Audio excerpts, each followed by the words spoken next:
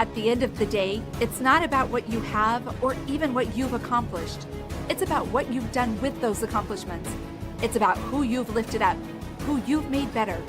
It's about what you've given back. Denzel Washington. Welcome to Inspire Vision. Our sole purpose is to elevate the lives of others and to inspire you to do the same. Pooja, welcome to the show. Thank you. Hey, I'm excited. So, where are you living? I'm living in North Carolina, Raleigh, North Carolina. All right, great. And as I've read your bio and as I've read you got on your website and so forth, I'm fascinated by your journey. And I'd like for you to share with the audience. It's always interesting, and I say this every time, but it's true. It's always interesting to find out how people have reached this point in their life where they're doing what they're doing, because it's not always what you plan to do. Yeah, for sure. For sure. Yeah. Do you want me to start right now? Go ahead. Yeah, go ahead. Go for it. Well, I do have a uniquely wild journey, I feel.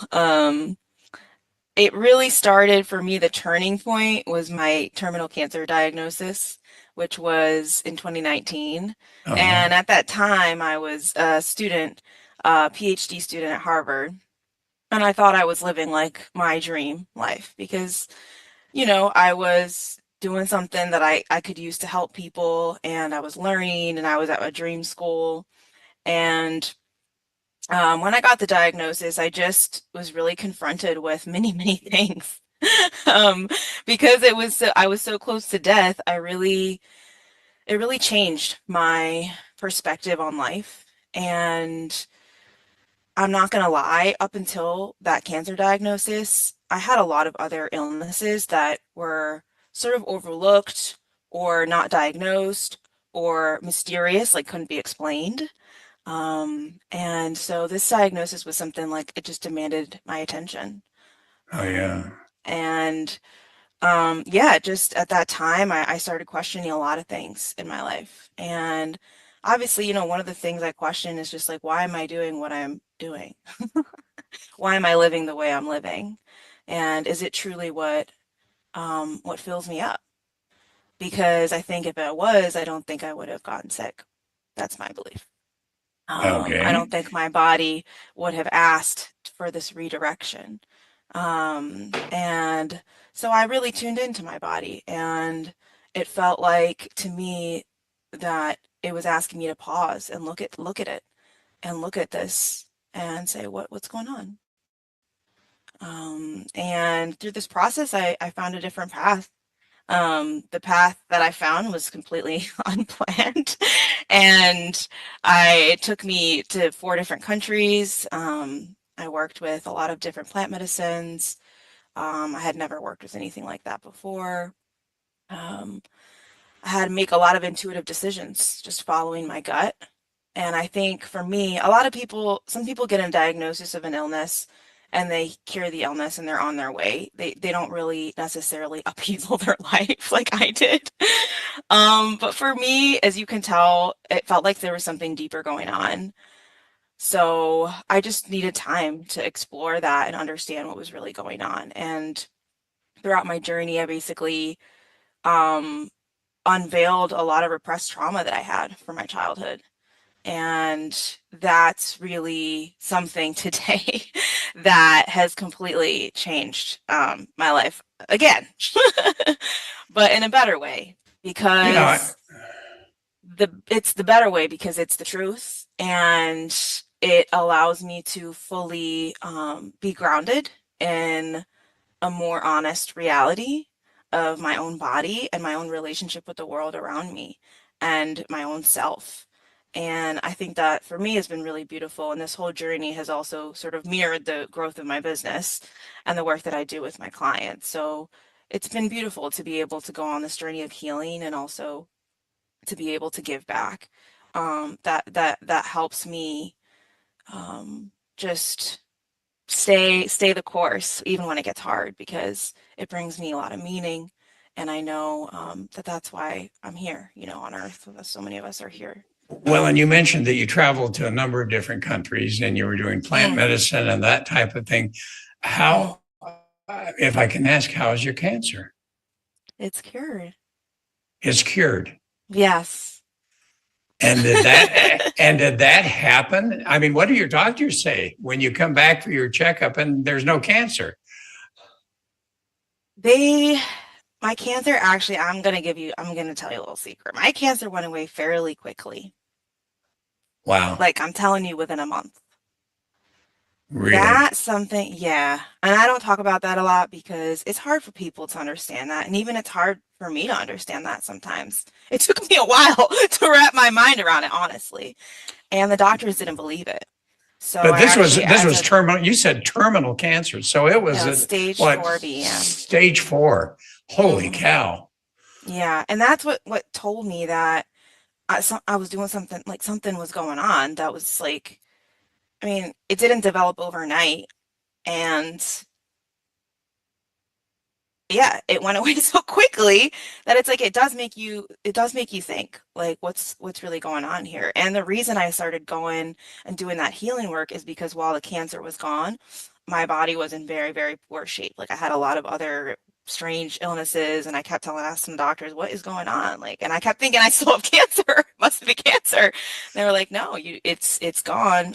We don't know what it is. We can't help you. So So did it just go away without you doing any type of plant medicine, any type of work, or were you doing some things and it went? And you can kind of align with what you were doing with it going away.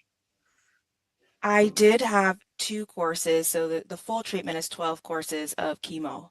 And at the time, I wasn't like on this traditional medicine path or understanding energy the way I do now. I was a biology major in college, and I taught biology to high school students.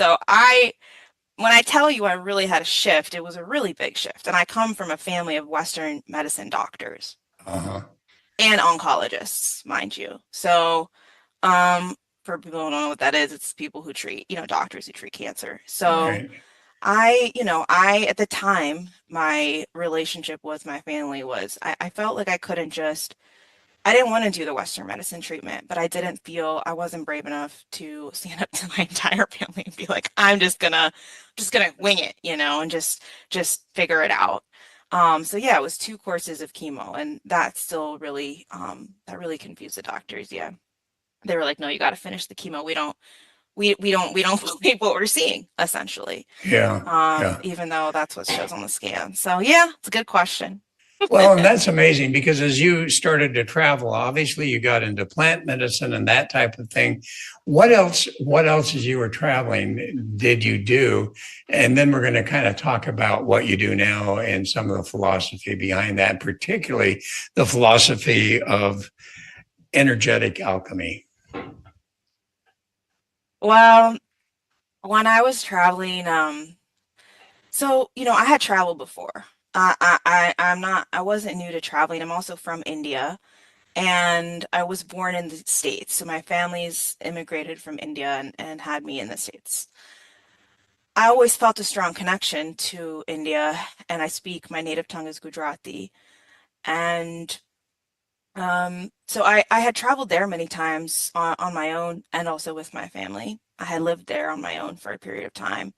And I had lived in Chile during college as a study abroad that I extended because I think I just enjoyed learning in different cultures and learning different languages and just immersing myself in a new environment. It's really, really, I loved it. And I know you live in, I think, Thailand. Is that right? I'm in Thailand right now. Yes. Yeah, so it's not, I pay attention to stuff like that because I think there are certain types of people who just are called to that more, or who want to go and, experience other environments and other places. So I first went to Mexico and I said that whole history because my previous travels were usually pretty planned. I mean, it was like I would be working a regular job or a student and then on my breaks or like for a study abroad I would go. This type of travel was not that kind of thing. This was like I picked up all my stuff and I just went and I did no plan. And my intention was really to learn and to heal and to connect. I mean, I didn't really it wasn't like I was going on vacation. even though a lot of people thought that's what I was doing. Um, so I went to Mexico first, and that just happened through just a series of coincidences. I met some people. They said, "Oh, we have a room available. You can stay at our house." "Oh, actually, we're not going to be in our home. You could just stay there as long as you want until we get back." So I was there for 3 months, Wow. and I had a lot of breakthroughs there. And then I'm actually telling this story very shortly in a couple weeks on stage. But I was actually talking to a tree. People think I'm crazy when I say I talk to plants or animals. Maybe some people know how to talk to animals. They might talk to their companions. But I was sitting by this tree, and it essentially, I had a moment with it. And I was asking for guidance. And I mean, I did that intuitively. I don't know why I did that, but I did it intuitively. And the tree provided some guidance of you're going to the Amazon jungle next.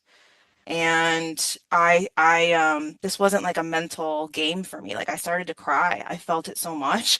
I felt like it's like when somebody tells you something that's like really resonates with you. I started crying. I told my friend, I left a voice note for him because I needed to just make sure this was real. I was like, I'm just telling you, so when it happens, you can be like, Pooja, you're not crazy, you know. But he always supports me, and so yeah, I ended up going to it ended up happening. A few days later, I got in touch with my friend's brother who had some land in Ecuador. He wasn't living in the Amazon jungle, but he had just bought that land, and he was like, just come on over and see where see where it takes you. I said, well, yeah, that's the kind of journey I'm on, so I'll think about it. And a couple weeks later, I felt like I had enough signs and support from the universe and from inside that I felt like it's the right thing to do. So I bought my ticket, went to Ecuador. And in Ecuador, I started off in Mindo. That's where this friend's land is. That's where I met my now husband and dog. Wow. This was 5 years ago. Yeah, crazy. And then a week later, the guy I met my husband and another guy there. And that was one of the first ceremonies that I was in Ecuador. And after the ceremony, the guy who would come to hold the ceremony said, "Oh, we're going to the jungle next week. You want to come with us?" I was like, "Oh, here we go." Here we go. It's happening, you know. So that's how it started. And my husband, now husband, was in that same group of people who went to the jungle that time. But then we ended up living in the Colombian Amazon rainforest, almost a year after that for some Wow. time. Yeah. And with plant medicine, and I'll just say this, I have no idea if people listening have a connection with plant medicine or have worked with it, but I do like to talk about a period of integration. That's so important, which is just time away from the plant medicine. I think integration is important, has been important for me with any big life-changing experience, because it's like we for me, I like to have that space to understand how to apply it, how to change my life based on what I have learned. And it's hard, to make changes sometimes. It takes Oh, time. it's really tough. And, as you did that and as you've gone on, and now you're at this point in time where you're working with people, you're coaching people, Yeah. and and I guess as we talk about, and I brought it up initially, the energetic alchemy, and that's Uh-huh. on your website. I want to understand, explain to the people what that means. And then we Okay. can talk about kind of what your thoughts are about all of that and so forth. Okay. Well, the way I see it, and I mean, I think science is sort of catching up in a lot of ways with quantum physics and everything, and is that energy. I mean, and science has that energy, energy, matter can be transformed. You can't create it or destroy it. Right. And the way I see it in simple terms, it's just that. Um, and so I think it's beautiful when you apply that principle to coaching, because it gives people an opportunity to not shy away from. So energy is the neutral term. It's like if I'm feeling an emotion, and I like this, I heard this, emotion, energy, and motion. If I'm feeling an emotion of grief or pain or rage, these are very human human emotions, and people on this earth, everybody has had some type of difficult experience or challenging experience. And so I like this energy uh, view on energy because it doesn't take a judgment on what you're bringing to the table. Whatever you got, the cancer is just energy. It's Yeah. just energy. And then once we know what is this energy, what's in there? What is it? What is it about? Why is it there? Because the physical, for me, the physical is a last layer. Last layer. A lot of energies are, you can feel it. Like when you sit down with somebody, you can feel sometimes you might all of a sudden start feeling tired. Or sometimes you might start having certain thoughts even if you really pay attention. What environment are you in? What's going on? That's all energy. It speaks all of the time. In nature, you sit by a tree. You might feel different than if you go and sit in the inside of an elevator with the doors closed. It's different. So this energy, once we become aware of it, whatever it is in our lives that we want to change, to become aware of it, it's much easier to change it. And we can do it without judgment. We can really embrace it and learn about it, become curious, and then we can change it. We have that power. Well, and as you mentioned, you had various illnesses, including the cancer, and you referenced the fact that you thought it kind of went back to a lot of your childhood experiences. Do you mind being a little bit transparent about that and talk a little bit about how your experience and those subconscious experiences that you had, which I would assume were mostly subconscious, Yeah. affected your health? And as you work with people now, how do you help them to understand that, if they're not feeling well, if they're feeling sick, so many times it can be related to things in that subconscious experience that they just don't even know is happening? Yeah, it's wild, and it definitely it definitely can be a hard thing to do sometimes because it really asks us to take a lot of responsibility over what's happening in our bodies. And a lot of times when the body's asking us for attention or expressing something in energy, it's doing it because we haven't like paid attention to that subconscious trauma or Yeah. thought or belief, right? And so of course there's an initial level of resistance. Um, so let me first talk about my experience and then I can talk about how I address it with clients. So for me, it was just step by step by step. First step was I knew to trust my intuition that this was something deeper. I was doing a lot of things in my life and I just looked around. I said, a lot of other people are doing these things, but they don't have terminal cancer, stage 4 cancer. So I'm not blaming myself, but I am curious as to what's going on with me. I'm young. I've been eating well. I've been exercising my entire life. I've been running marathons. I've been teaching yoga, doing yoga. What's up? What's up? So just getting curious is step one. And knowing and understanding and following that innate knowing of that I had that this is something deeper. And then honestly, I started noticing it in smaller ways in my body first. Like the cancer itself, that was a big beast to tackle energetically because it's Right. strong. Right. But I started noticing it with simple things like first, and I can't really explain it. I mean, I met a lot of different healers like acupuncturists and energy healers, people who know more about Eastern medicine, where there is more of a connection between where they talk about the body as a form of nature, and there's a lot of connections between what's going on within your subconscious and what's going on in your life, and I mean in your body. So I met these acupuncturists. I read some Louise Hay. I don't know if anybody here has read her work, but she has essentially a chart. She breaks it down. She saw so many people with reoccurring illnesses and mental patterns, so to speak, and they're general patterns that she saw were associated with those illnesses. And I saw, I'm trying to give an example, but I saw like a correlation. It was kind of beautiful the way that I saw it because it was like poetry, like a bit metaphorical. So like let's say I have a problem with my leg or my ankle. Let's say I twist my ankle. What is the foot used for? What is the ankle used for? Let's think about it. Okay, well, my ankle, it helps my foot move.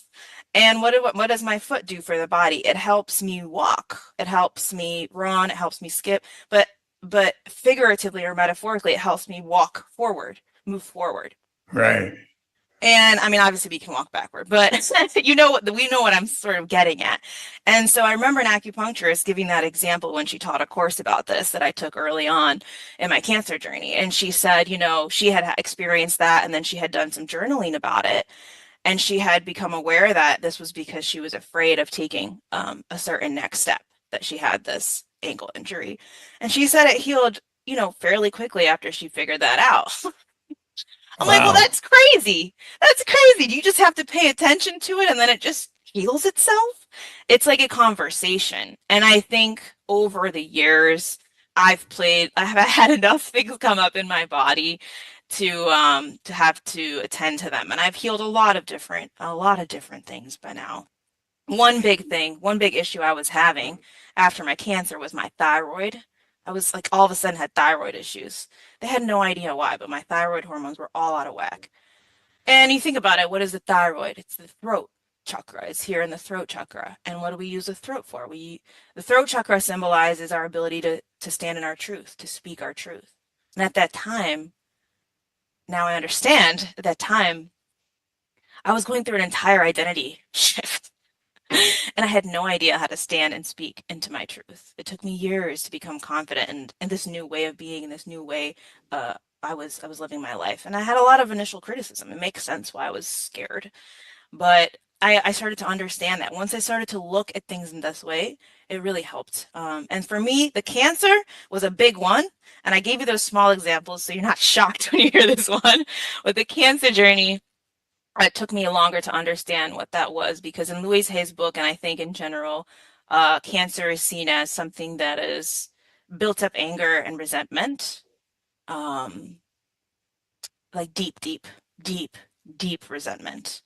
And it makes sense, because if we resent something enough, we kind of just want to end. We get to the point where we just don't want to live anymore.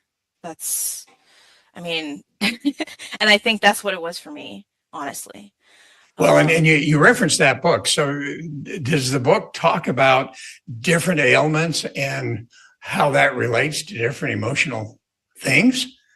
In a poetic way. It's a book of poetry. And I do have a series of poems where the cancer is speaking to me. And it's called Love Letters from Cancer, from C. Uh-huh. And so, yeah, in those set of poems, it just, the cancer, it was after I was healed, but essentially it was like, well, the cancer was healed, but I don't think the energy was healed. And so the cancer was like cluing me in on some of the things that were going on. And the childhood traumas essentially that I uncovered was a lot of childhood sexual abuse and trafficking. Really? Yes. And that is still, the memories are still coming back. The floodgates opened years ago. But when I uncovered those, I really was able to understand, wow, this makes a lot of sense to why I not just had the cancer, but I had so many illnesses growing up as a child that I couldn't figure out. Well, and that's fascinating to me, because what you're really saying is if you were experiencing trafficking and those type of things as a child, and yet you did not remember any of that initially. Yeah, no. Wow, that is something. And I can't say there were no clues, like other than the illnesses. I had some like nightmares, and a lot of times for survivors of that kind of thing, memories do come back in dream time, because it's like a safer place, and it's also the place where the subconscious and the unconscious is working. And yeah, I had some clues. I would say memories now, but at the time I said, no, that's not possible, because a lot of the people who were involved were family members. So I kept thinking, I was going to say this is impossible. This is impossible. It sounds like you came from a good family. I mean, here you are at Harvard working on your PhD. You're able to travel. You're doing all of that, and yet somewhere along the line, those memories started to come to light. Yeah, it was devastating, but it was really, really liberating at the same time. It's paradox. Well, and you know what I find, and I I look at my life and I look at others, and as I've researched and looked at all of this, what I find is sometimes we find ourselves inclined to behave a certain way. For instance, I know that my grandfather used to, hit my dad with a belt, and I'm sure that he got hit with a belt and so on and so forth. Yeah. My dad literally changed that. There were 6 children. We never got spanked, ever. And so he literally changed that. But what I recognize is so often we have that DNA memory, or we have those subconscious elements that we just don't remember, that are so much affecting our lives. And as you say, if it really causes a lot of stress from a scientific standpoint, now you have that rise in cortisol. And even though you're not aware that that stress is there subconsciously, it is. The cortisol rises, and that can cause all sorts of health issues. True.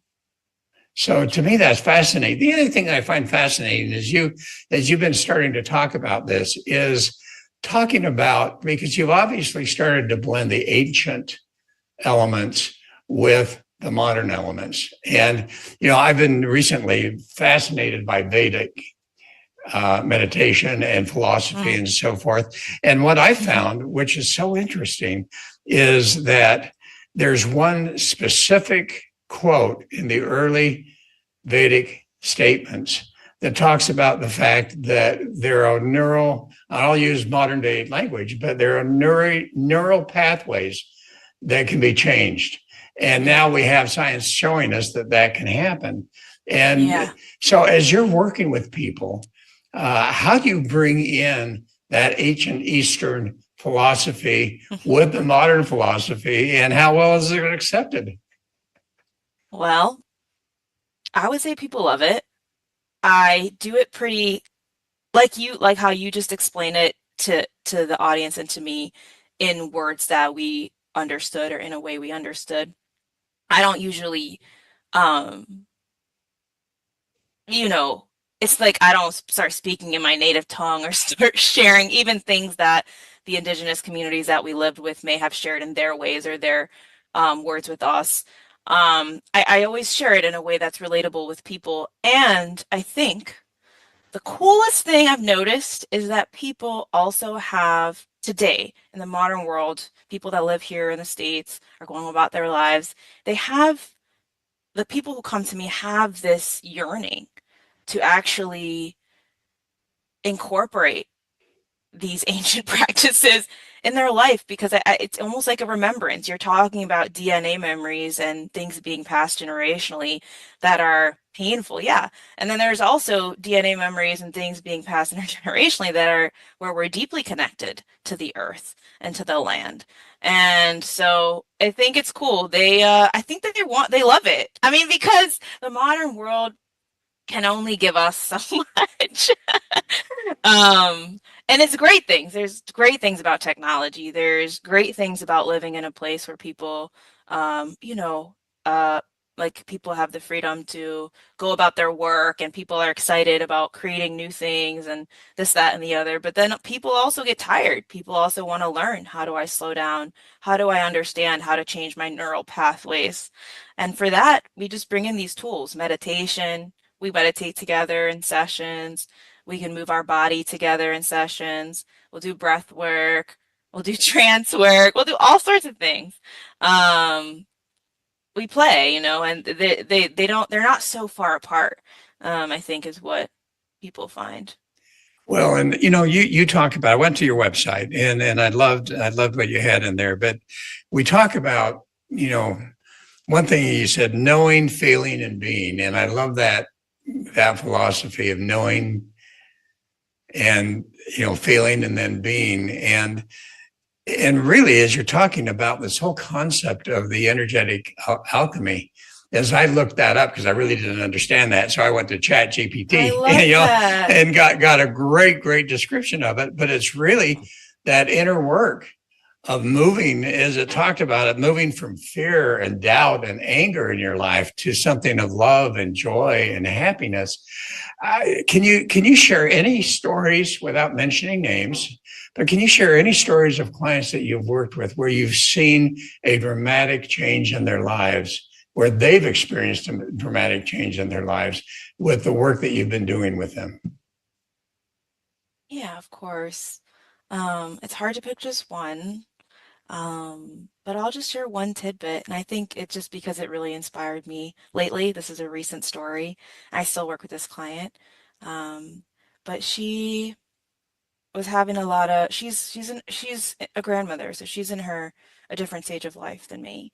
But she was having a lot of problems with her family, and a lot of things I think were coming to the surface that had been going on for years, but she hadn't really realized. And she goes home for the holidays, sees her grandkids, but has a lot of issues with a lot of other people. And she starts to feel just really sad, isolated, and angry. And she starts drinking. And she had been drinking throughout her life, but at this moment of her life, she really hit a rock bottom, she's told me later on. And she didn't even come to her sessions, nothing. She didn't go to work. She went back home and just started drinking. And I share this with you because it's funny because when we met, her and I met, when we first started working together, we were really working on, because she was really sort of afraid of her darkness. That was her relationship with her darkness. And we could say anybody's darkness. You know, if you fear your own darkness, you could also fear the darkness in others or in the world. And so we really were working on shifting her relationship with her darkness and her quote unquote negative emotions. And then this happened. And in a way, she really let herself go into the darkness. I mean, in a way. We could Mm-hmm. say it's because she was avoiding some emotions, sure. But she just went. She just went into it. And then I got really worried because all sorts of things happen today these days, you know, all sorts of things. So I got real worried, but I said, Pooja, keep her wits about you and just trust that she's going to reach out when she's ready. And she reached out to me. We started working together. I said nothing about her absence. Because that's what was my knowing and intuition is do not judge. Just let her have her process and support. And she is now like not drinking. She gave up alcohol. She meditates every day. She goes to her yoga every day. She's she just fills her life with nourishing friendships. She needed to understand like they're just shifts she made. She came to me to work on relationships. And she essentially learned through that experience that, and maybe this isn't as dramatic as what people want to hear, but to me, small things are big things are small things. She came to me because she wanted to work on relationships, and she found through this experience of how she can't just put herself in any situation and expect that she's going to feel happy and joyful and be able to take care of herself. And so she set some boundaries with her family. She set a lot of boundaries and had to let go of a bunch of relationships that were kind of toxic and not serving her. And she's focused on herself. And I'm not exaggerating. This woman is actually a very healthy woman aside from the alcohol. She's eats really well. She knows a lot about longevity. She looks great. She has high energy. And she is looking into starting her own practice, focused on longevity. And I just love that. And that's what we're working on right now because she's really cleaned up her life and she's being consistent. This is an everyday thing that she's not just talking about this stuff, she's really doing it. And so that's something that really inspired me. And it just goes to show that sometimes, like, you know, sometimes some of us do need to hit rock bottoms or a rock bottom. It's not about the rock bottom, it's about how we learn from it. What do we do with that? You Yeah, know? and I think that brings in the awareness. And as I look at that, Exactly. is that, you know, how do people suddenly become aware? And as you say, sometimes it's hitting Exactly. rock bottom. And you know, Exactly. as you're working with her, as you're working with other people, how do you help people to understand? Because I think one of the biggest challenges people face subconsciously, I'm not good enough, I'm really no good, blah, you know, guilt, shame, all of that type of stuff is there Yeah. when we're not even Yeah. aware of it. How do you help people to, number one, understand their authentic self and the fact that there's a soul there, there's a spirit there that is godly, that is full of light and love. How do you help them to get to that understanding of their authentic self so that they can then start to move forward and change their life once they actually believe that? Mm, that's a great question. I think the first things we do is just look at, it might sound obvious, but we look at patterns in their life and we identify where do these patterns come from. Because the authentic self isn't something that needs to be created. It's already there. Yeah, So exactly. so the challenge is looking at what's been blocking. What's been what's the what's stopping you from expressing it? Not necessarily from taking the actions that you want in your life, but even deeper. What's stopping you on the inside from allowing yourself to trust that part of yourself? And so we look at that. We go as deep as they want to go, and we identify this is a modern coaching tool. It's so common, but we identify the limiting beliefs because they shed light on what are those neural pathways that are just Right. that have been working since childhood to keep you this way that you don't want to be. Um, and it's also just the way I like to call it in simple terms. It's like slowing all of that down. It's like when you have a coach, when you have a space to work, you can actually to become aware of the subconscious, we have to slow down our relationship with our own minds, our own bodies, our own emotions. We have to take time. We get to look at, okay, where is this coming from? What was the first thought I had? Why did I have that thought about myself? What's going on there? So it's just like the simple work, but it's powerful. It's powerful. And once they become aware, the authentic self, when we address the blocks, the authentic self comes through no problem. Oh, and that's wonderful. And as you mentioned, there's so many methodologies here, but you talk about yoga, which really has to do with that somatic, the movement of the body, which is, I've talked to various different people, for many of them, that's so important. You talk about meditation and how important that is for people. Yeah. How often or how many times do you find resistance from your clients as you're starting to work with them when you start talking about meditation or, movement and all of those type of things, which and I know actually help to handle all of that? How do you help them to understand that all of these different things that you're talking about literally have been not only helpful to you and to others, but it will be absolutely helpful to them? Well, I always like to start where people are at. Because if we don't meet people where they're at, we can't really do much, Mm-hmm. We've lost them. So, the cool thing is most people are actually pretty open to this kind of stuff. They just, if there's things holding them back, the first level is, let's say like they've never meditated before. But most people at this point have heard about it from somebody somewhere on Instagram, something like that, in a movie. Like people know what it is now. And more or less, more or less. What's holding them back from doing it or practicing it, I mean, on a deep level, is just usually a feeling of great discomfort of just sitting with themselves. But on a more on other levels or other things that could be holding them back that I've seen is just like they feel like they should be doing it a certain way. They have these ideas about what these things should look like or be like. So they'll say, "Oh, I tried it once and it was horrible. I had so many thoughts. I felt so uncomfortable, so I just stopped." And so a lot of times it just involves us sitting down and talking about like what is their experience with this stuff been? What are some of their preconceptions and these stories they're telling themselves about what this is supposed to look like and what it's supposed to do? And then also I address some of those things. Like that's normal. If you never sit down with yourself, if you have never sat down and sat in meditation before, you sit in a silent meditation, a lot of stuff's gonna come up. That's a good thing, you know. Good job. Congratulations. It's a lot of it is just reframing what their experience has been with this, what this is supposed to look like, breaking down some of those rules and ideas so that it feels more accessible to them.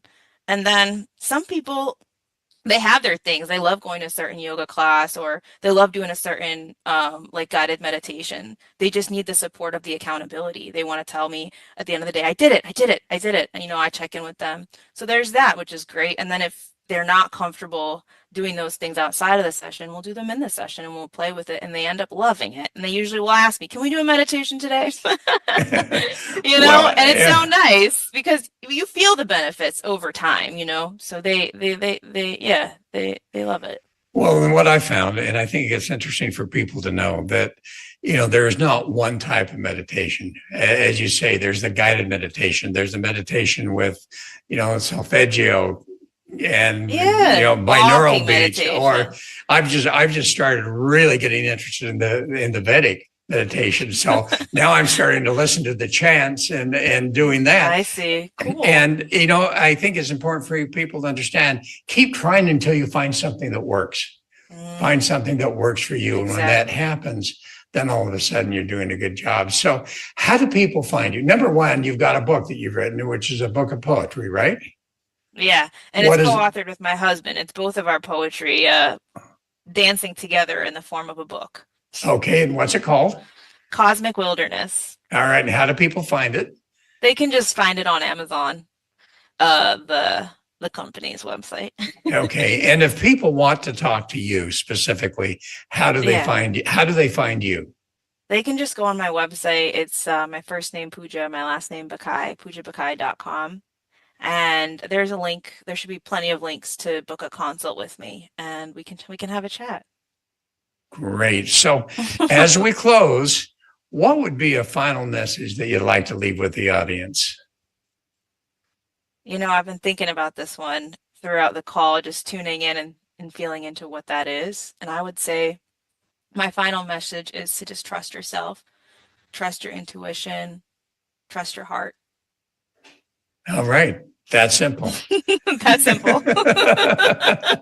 Well, Pooja, thanks so much. This has been great. It's fascinating to me how people have different journeys, but when it's all said and done, people on these type of journeys end up in a similar situation where you're finding that love, you're finding that peace, you're helping other people to get through some of those issues that they've had so that they can find it also. So kudos to you that you're one of those people. Oh, thank you. And we're all works in progress. So I'm still working on my peace and my joy, but I'm really happy to be here. And thanks so much for having me. Oh, and aren't we all working on that? But anyway, thank you so much. And folks, thanks for listening. I hope you enjoyed this, and go to the website because there's some great information there. I was there a couple of times and it really is wonderful. So anyway, this is Dr. Doug saying thanks for listening and namaste.